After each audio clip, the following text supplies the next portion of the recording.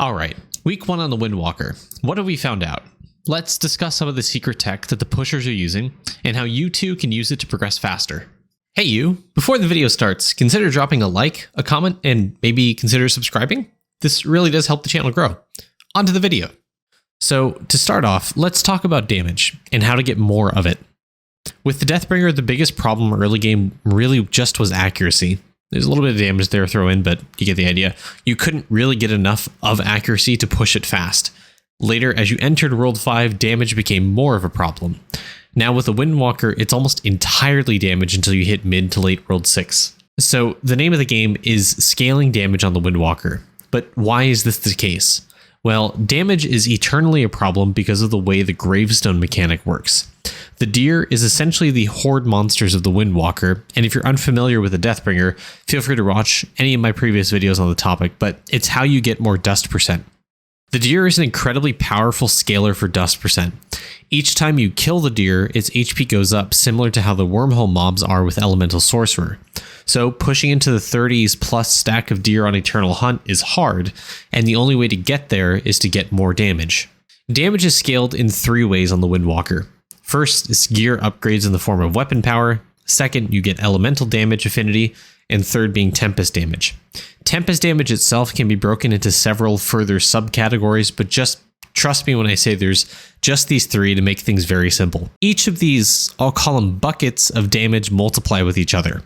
So in order to improve your damage, you need to pick one of those buckets, upgrade it a lot, then start working on the others. Some are easy to get, and others are more difficult. And you can kind of work on upgrading them kind of at the same time as well. Take weapon power, for example. You get a bow to drop, and it has weapon power. Great. How do you get more of it? Well, you also have 2 ring slots, and they either can innately come with weapon power, or you have to roll it on the rings with upgrade stones. In my opinion, I think you go 10% upgrade stones or bust. Early game, in like World 1 or 2, sure, you can use a 30%, but that's about it. The sheer boost in power that a 10% stone gives you versus a 30% is massive. And if you manage to hit 2 10% stones, that's insane power. But that's really it in terms of weapon power. It's just get lucky. Also, the bows have their own weapon power range, which I'm going to throw up a graphic on screen talking about how to scale the range. Shout out to Crit in the Discord and a few other members like Smoke Trees and Ando, and a few others for helping out with these discoveries. Weapon power scales exponentially. From what I'm being told, the exact formula for weapon power is 1.05 to the power of n, n being your weapon power. So if you have 81, 1.05 to the power of 81. And that number, whatever it calculates out to, essentially multiplies your sheet DPS. I'm not a mathematician. I don't look at the code of the game, so don't quote me on this, but just know that weapon power is by far the most important source of damage anywhere on the Windwalker. So unfortunately, weapon power is just get lucky twice on the roll and on the upgrade stones. Elemental damage, however, is a bit trickier and often misunderstood. I'll start with the not so obvious advice that you may not know. You do not need a bow with the elemental damage to get the elemental damage. You need either a ring or a bow, or all 3 if you really want to. So long as you have the elemental damage on your gear, you're good. However, we have to talk about how elemental damage works because that's where it gets tricky. If you have one elemental damage source on your bow or your rings, that takes priority and you will deal that elemental damage. However, the mob has to be weak to that element for you to gain the damage bonus. If you have a fire ring equipped and you're fighting a mob that's weak to wind, you will not be dealing any elemental damage to that mob. Moreover, if you have a fire ring equipped and a grass ring equipped, whatever damage percent is higher takes priority no matter the mob you're fighting. So if you have a plus 25% damage fire ring and a plus 26% grass ring, and you're fighting a mob that's weak to fire, you do not gain the extra damage. I repeat, you do not gain the extra damage.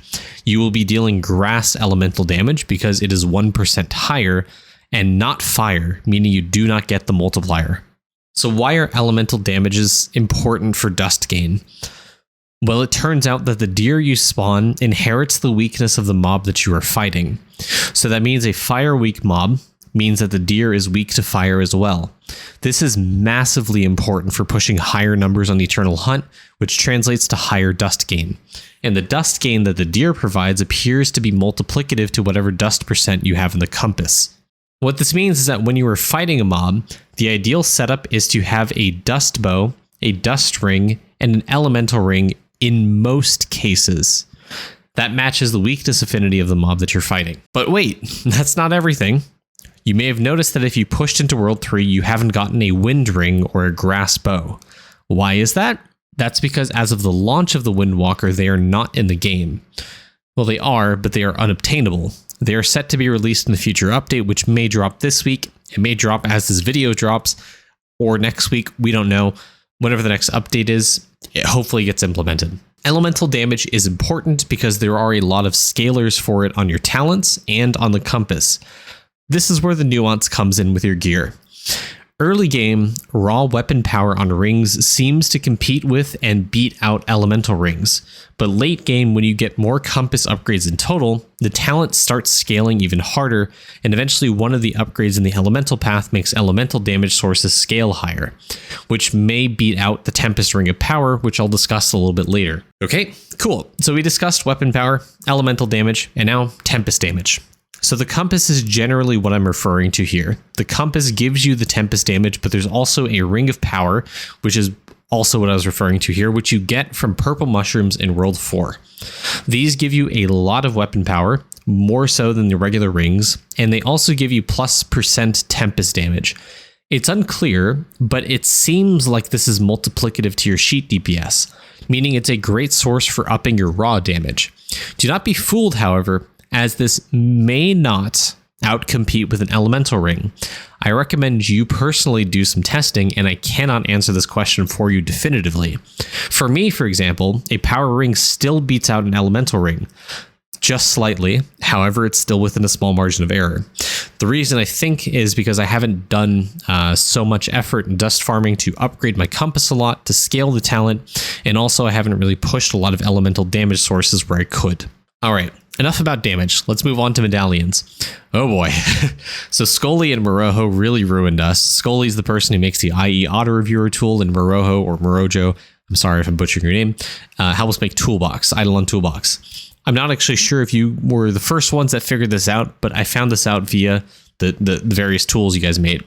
Coliseum chests, mini bosses, catching nodes, and event mobs all drop medallions, and they all contribute to the damage bonus of Medallion Magnate. So how do you farm them? There's an upgrade called Top of the Morning in the Elemental Path, which allows you your first X amount of kills per day to give you 200x drop rate. This affects Medallion drop rate.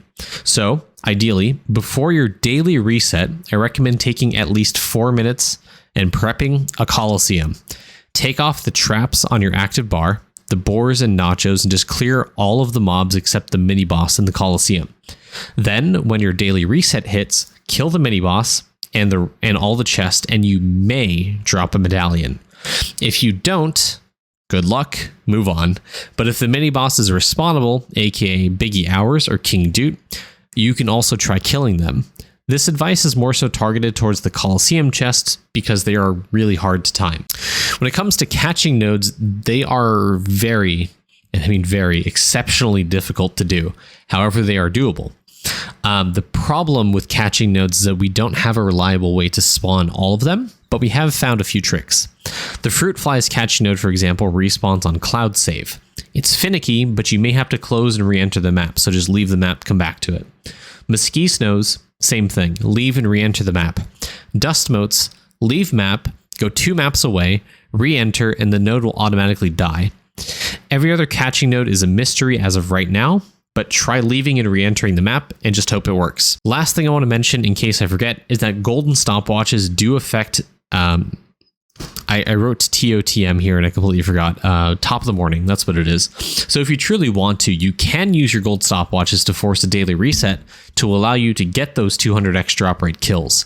If you have Valen Slime letters from the Valentine's Day event, make sure to use them on daily reset for a chance to get it as well, because the Valen Slimes also drop their own medallion. I also recommend trying to do that in World 1. It's unclear whether they scale with the world you're in. I don't know, but to be safe for the medallion drop rate, just go in World 1 and do it. Cool. Well, that's all the tech that I have for you post 1 week.